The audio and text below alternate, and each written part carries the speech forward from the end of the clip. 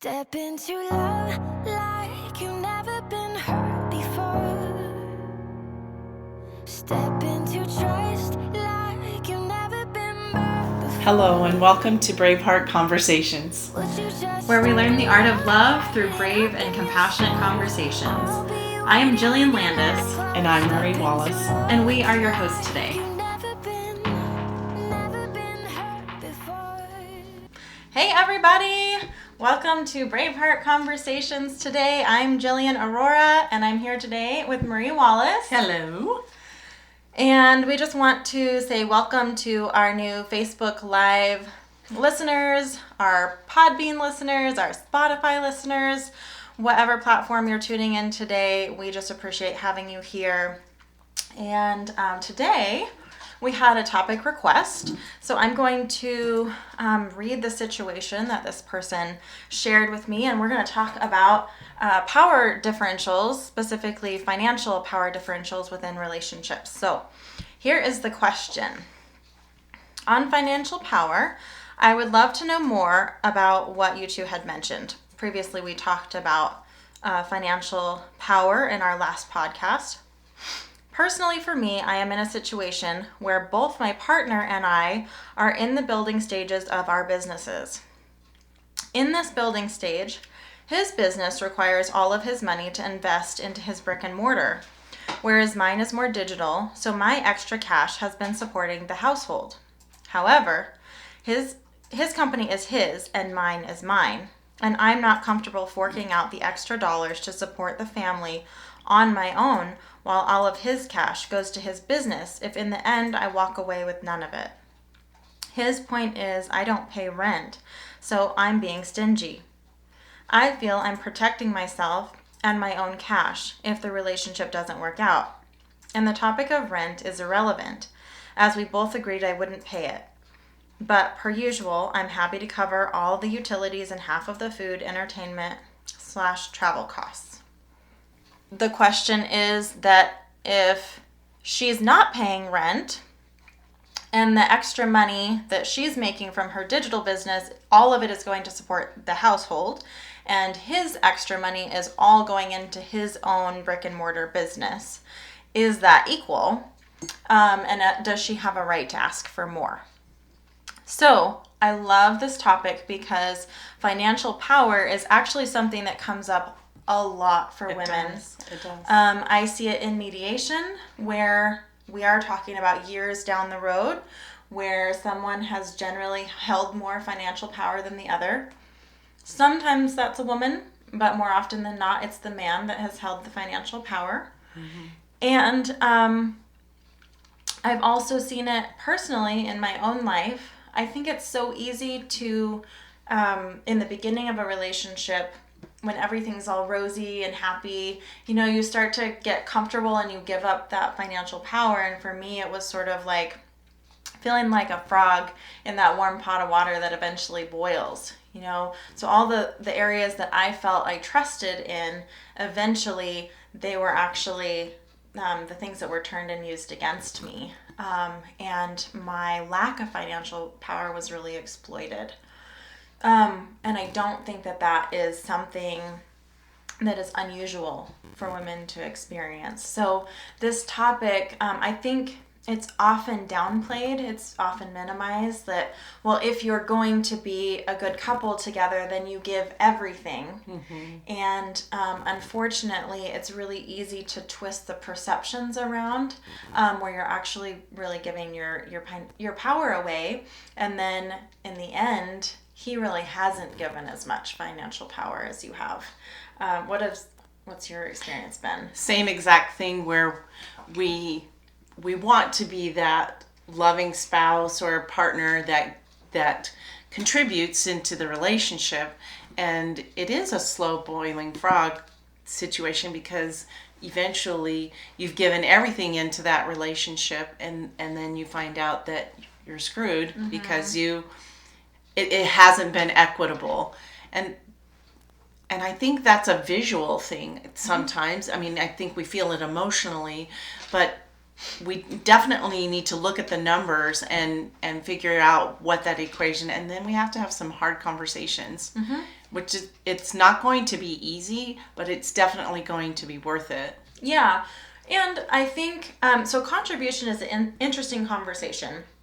It's important for everybody to contribute equally to relationships. So a boundary that I have, not in just romantic relationships, but in all relationships, is I want equal energy exchanges. Yes. It starts to feel really icky if I feel like somebody's constantly taking from me or asking of me or expecting or entitled. Entitlement feels really icky, and that's something to pay attention to in your relationships, especially your romantic relationships. If someone feels entitled to your money, to your body, to your time, to your effort, I see this in women a lot. Childcare, or I clean the house, I do all the grocery shopping, I do the laundry. All these things really add up, and they're a lot of effort and a lot of time.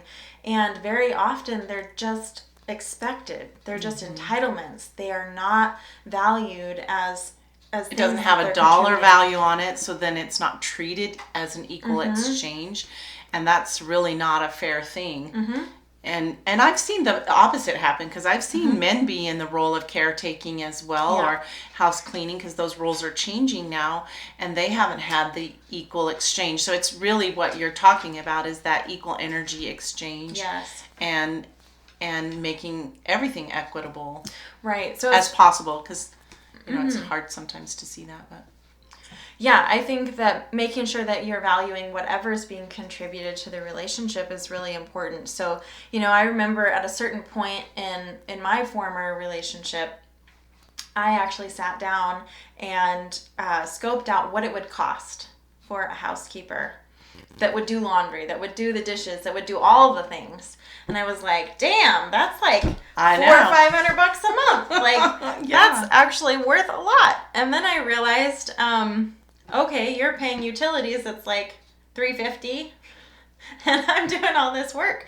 I think I'm actually paying more. It was an empowering thought for me, and I hadn't ever really stopped to value those things. And especially as women, a lot of the time what we do is downplay, it's not that big of a deal. I have to go shopping anyway. I have to clean my house anyway. I have to make dinner anyway. Yeah. So what's difference doing it for two people or one? I've actually done the same thing too. I've sat down and listed all the bills and percentages. I think the visual picture is really what we need to feel that what we're asking for is equitable.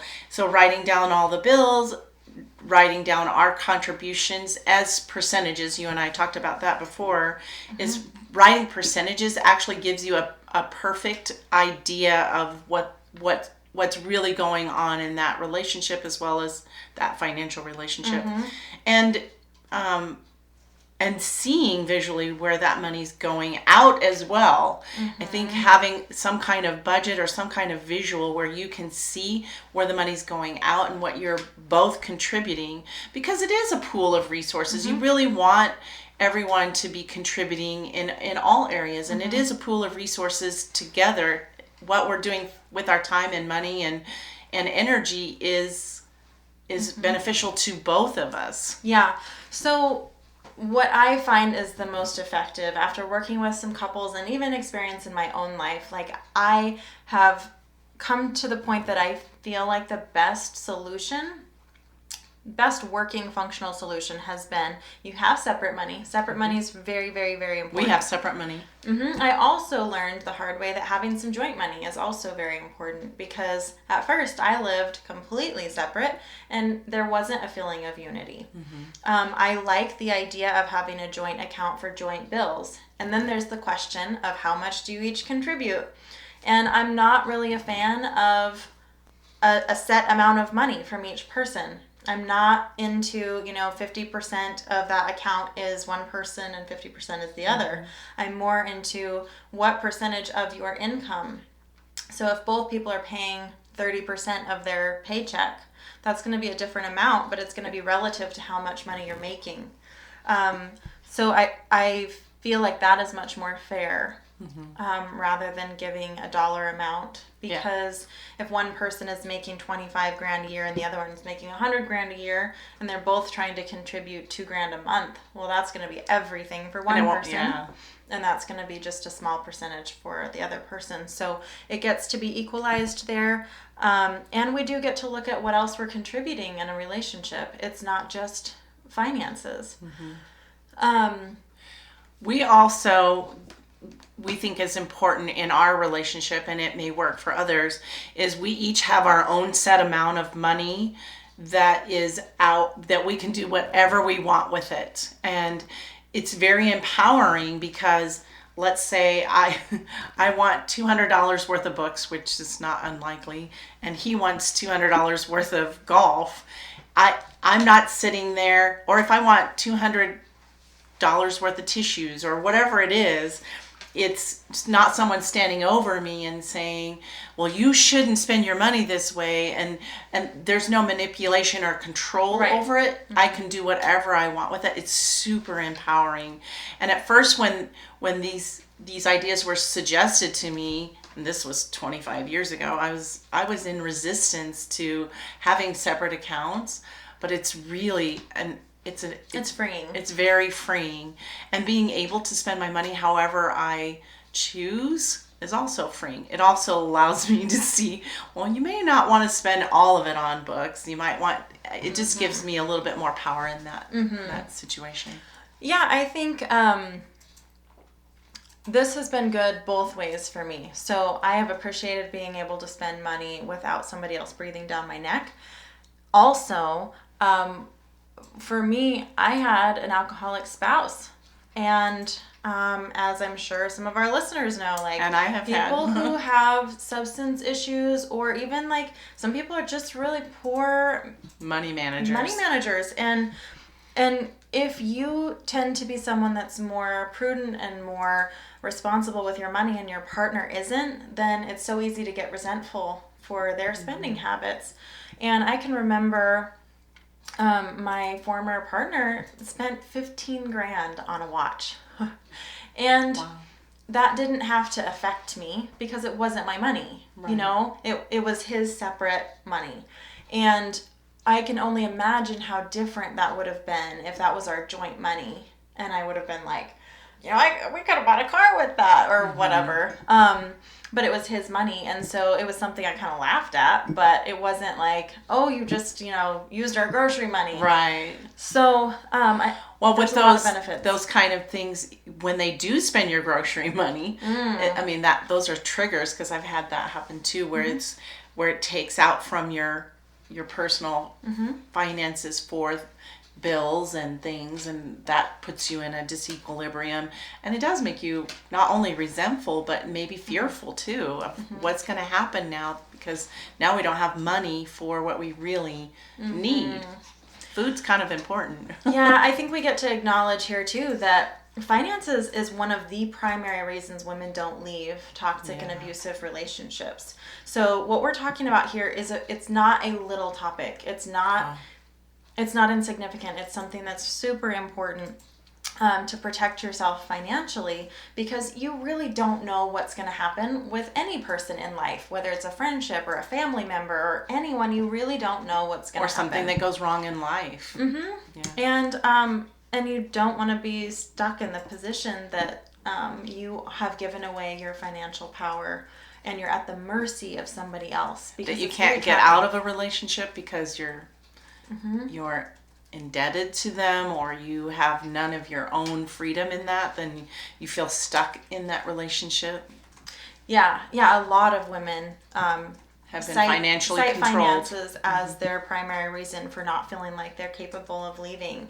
And so this is a big topic. It's something that I see in mediation or just in domestic violence cases in general, where that comes up as a big boo-boo, big area where we've had a lot of woundedness. This is also, for me, this was a big experience around boundaries. we've talked a lot about boundaries and upholding those boundaries. And this is one of those areas where we get to do that. Yeah. Pay attention to what your partner or your spouse's reaction is when you want equality. If their reaction is resistance, if their reaction is manipulation or coercion, pay attention to those red flags. Those are important. Your partner should be very equally invested in you being respectful, having freedom, having independence, because here's the thing, is in any relationship, whether it's a friendship or a romantic relationship, equality and me being my biggest and best and most empowered self is best for you. And you being your biggest and brightest best self is best for you. Best for me. It's what's honoring. And so if you want so much power in a relationship that you want me dependent on you, and you want me at your mercy, that's unhealthy. That is a big red flag. It is. It's a big red flag. And I see that happen in a lot of relationships. And it's labeled as love. And it's not love. That's not love. That's control. That's control and manipulation and power. So we get to really be conscious about, is our partner invested in us being our best selves, in being our most free and independent self? Huge point here is that choice. Right? Love Always. is a choice. So whenever love isn't a choice, it's not love. If I'm dependent on you or I'm at your mercy, I no longer have choice. It's no longer love. That's power. So we get to pay attention to that. We get to pay attention to our partnerships and if they are choice. If I'm here, if I can be on my own freely and I choose to stay. Oh, it only makes things better. It's beautiful. Yeah, it is beautiful. Yeah, so we get to have our own power and we get to have our own freedom of choice. Yeah, let me look at some of the... I was looking at some of them. Comments here.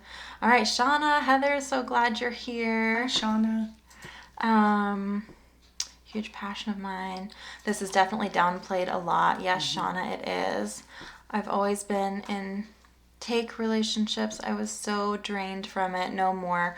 Learning boundaries was so key for me. Yeah, me too. Amen, sister. Now she's helping other women. Yeah. And Cassandra, so glad to see you here as well.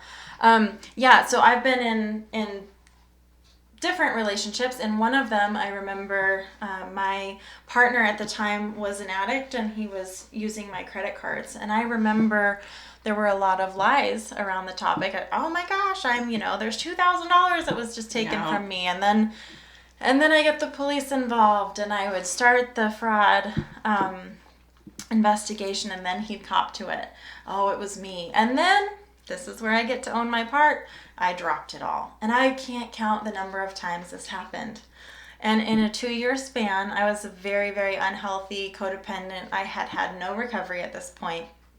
And I was in $30,000 of debt by the time I left that relationship.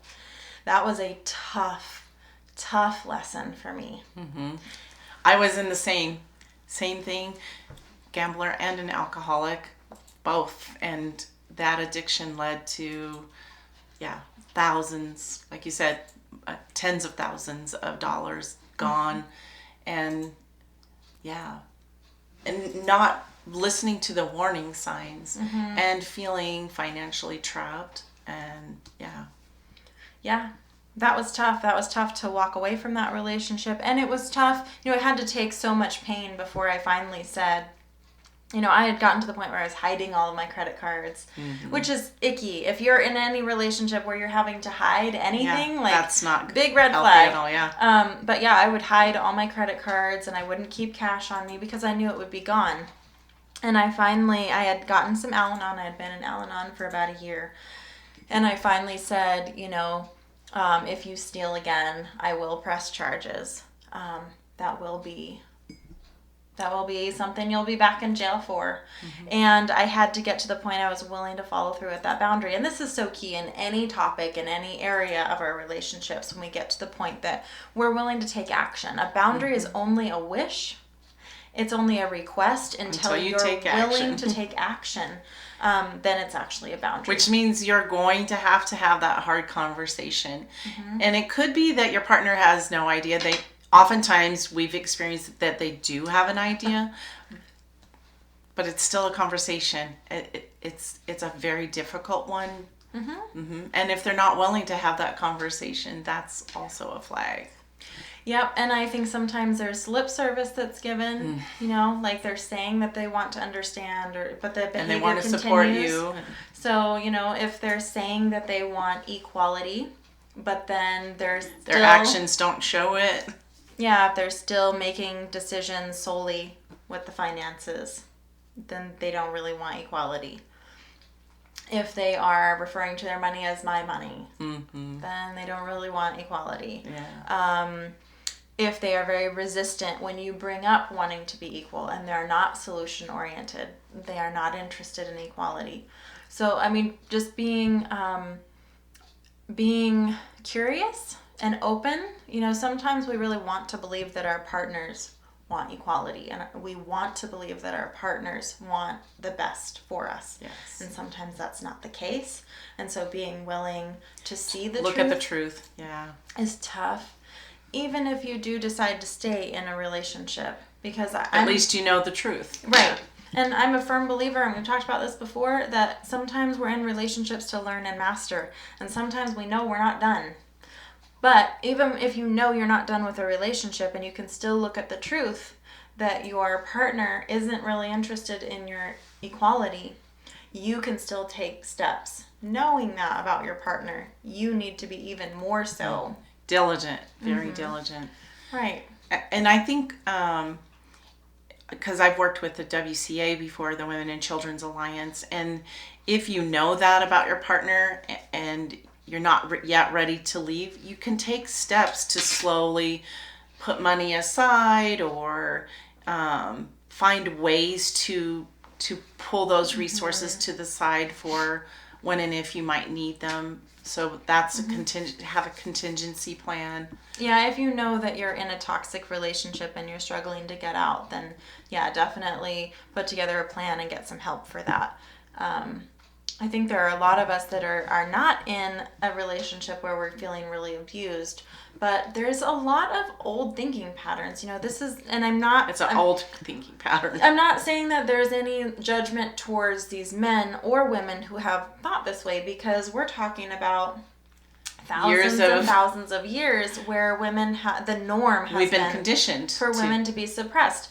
Marie couldn't even have a credit card in her name. I could not have a credit card. I know, I'm an adult and I could not have a credit card.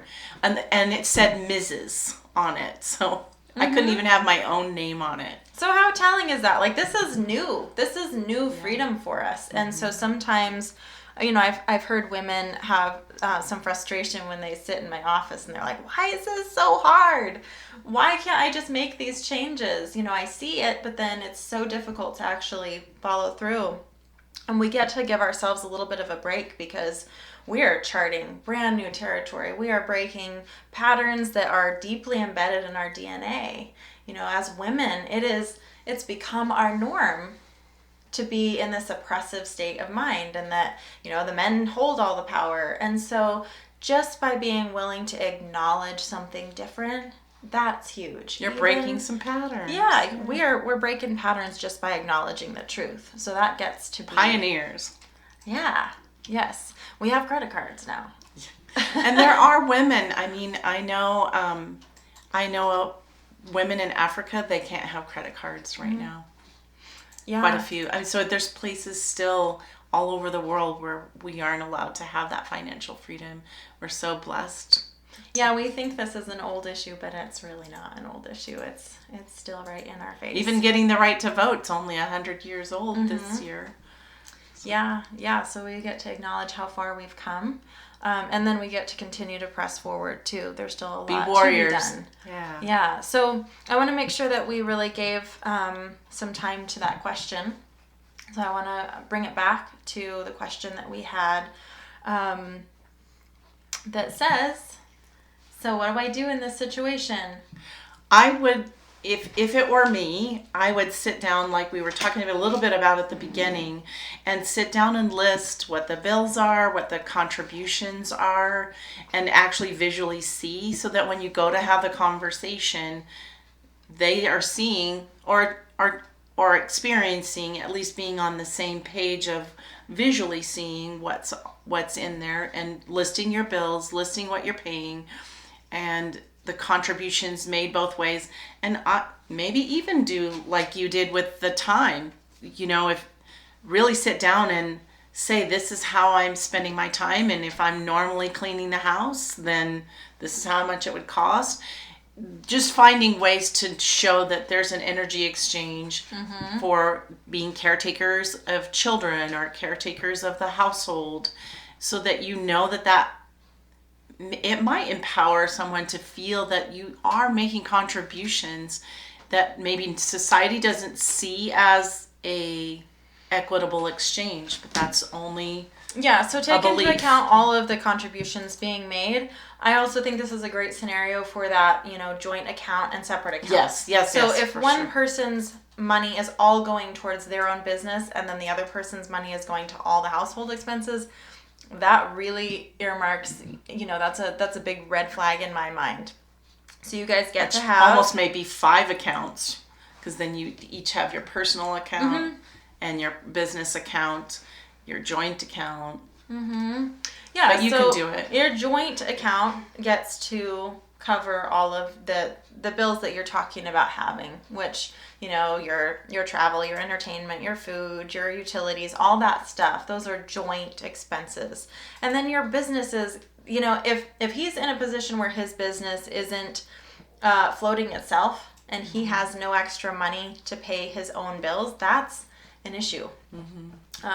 In my mind, that's a little bit of an issue. If you both have newer businesses, businesses take some effort and some capital, and maybe he needs to take a loan out. Maybe he needs to get some you cash. both need to be on a budget. Yeah, to float his business, but he doesn't get to rely on you in order to make his business happen.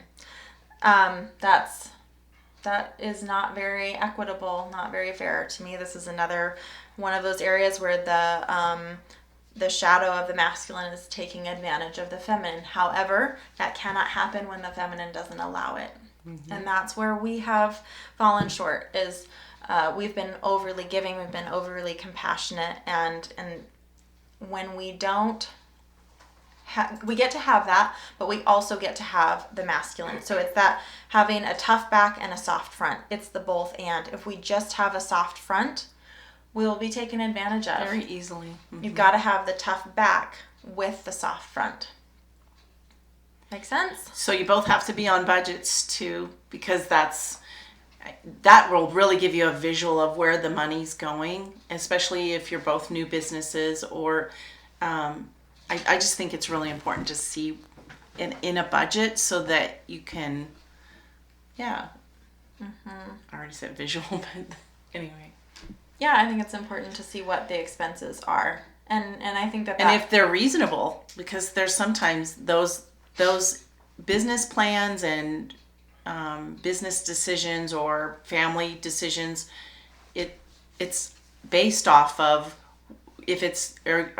those business plans and budgets give you a lot of information to make decisions off of. Yeah. Sorry, it took me a second to get there. Well, I think that helps too, like just getting both people on the same page. Definitely. Sometimes we have very different ideas of what our expenses are and how to solve that problem. And we could truly be in the dark. Yeah, and this is another reason I think that it's very important to have, I call them check-ins, like every other week or at least once a month. Couples are coming together and talking about the important issues, one of them being finances and where are we at. And I really encourage having an agenda. You don't have a business without having business meetings. You have a check-in, and I think relationships are really important to do the same. Always, we encourage that too. Yeah, I think that's super important. So, have those discussions. Don't let them wait until it's a conflict. Don't let them wait until it's something that now there's so much resentment and...